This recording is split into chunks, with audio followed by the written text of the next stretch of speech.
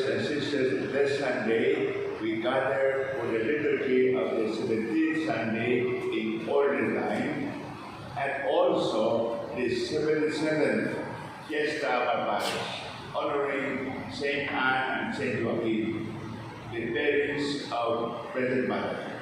And so let we prepare for this Holy Mass then, and once again, recalling the mind of saints, deeply mindful and trusting in the mercy and compassion of the Lord.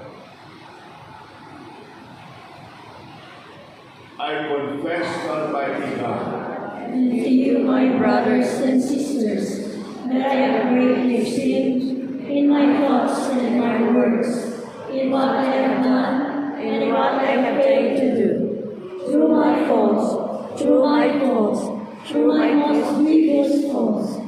Therefore I ask Blessed Mary, ever Virgin, all angels and saints, and you, my brothers and sisters, to pray for me to the Lord our God. may Almighty God have mercy on us, forgive us our sins, and bring us to everlasting life. Amen.